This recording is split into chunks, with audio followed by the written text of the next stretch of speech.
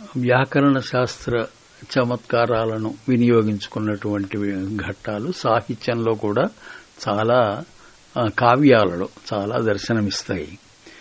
శ్రీహర్షుడు నైషధ కావ్యంలో ఒక చోట 4వ సర్గలో ఒక వర్ణన చేస్తూ ఇట్లా వర్ణించాడు. 4వ సర్గనో కాదో మొత్తం మీద ఒక మంచి శ్లోకం సాధారణంగా ఉదాహరించబడుతూ ఉంటుంది. నాకు సర్గ సరిగా గుర్తులేదు.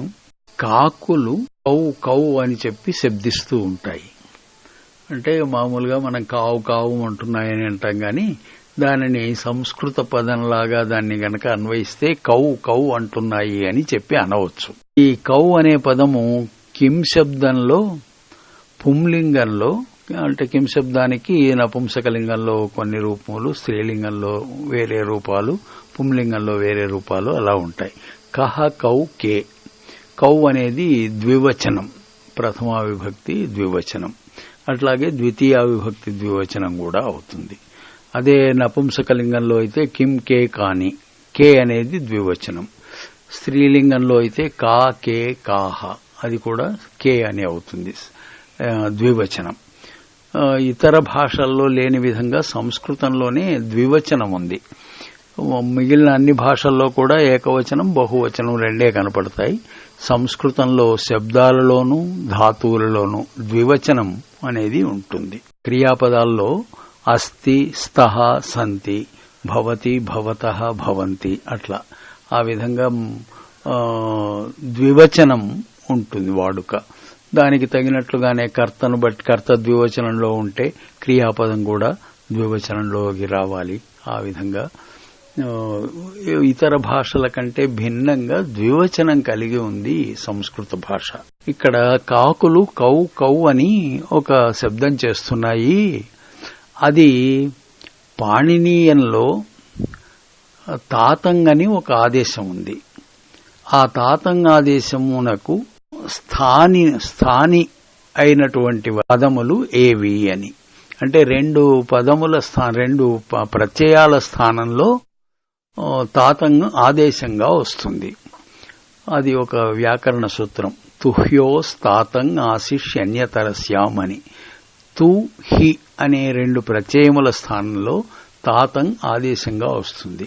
ఇది లోట్ లకారంలో కనబడుతుంది.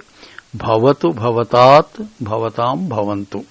ఈ భవతు భవతాత్ అనేవి రెండు కూడా లోట్ ప్రథమ పురుష ఏకవచనంలో రూపాలు. అంటే తూ స్థానంలో తాత్ వచ్చింది, తాతంగ్ అనే ఆదేశం వచ్చింది. అట్లాగే మధ్యమ పురుష ఏకవచనంలో కూడా హీ స్థానంలో తాత్ వస్తుంది.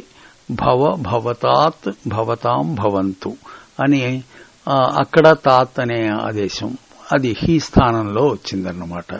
తుహ్యోహో, తుహీల స్థానంలో తాతంగ్ ఆదేశం వస్తుంది. కాబట్టి దానికి తాతంగ్ ఆదేశమునకు స్థానులు ఏవి అంటే తు అనేది, హి అనేది రెండు అని. కోకిలలు మామూలుగా మనం కుహు కుహు అంటున్నాయని అంటాము. దానికి నిజానికి వర్ణాలేం లేవు. కవి ఏం చేశాడంటే ఆ రెండిటిని ఇవి తాతంగుకు స్థానులు చెప్పండి అన్నట్లుగా కౌ కౌ అని ఇవి అడిగితే ఆ కోకిలలు సమాధానం చెప్పాయి తుహి తుహి అని. తుహి ఈ రెండింటినీ ద్వివచనంలో చెప్తే తుహి అవుతుందన్నమాట. అట్లాంటి చమత్కారమైన ఒక శ్లోకం రాశాడు ఆయన. ఇహ కిముషసి పృచ్ఛాశంసి కిం శబ్దరూప ప్రతినియమిత వాచా వాయసేనానుయుక్తః పణినతనయ శాస్త్రే తాతంగస్థాని నౌకావితి విహిత తుహీ వాగుత్తరః కోకిలోభూత్ అని.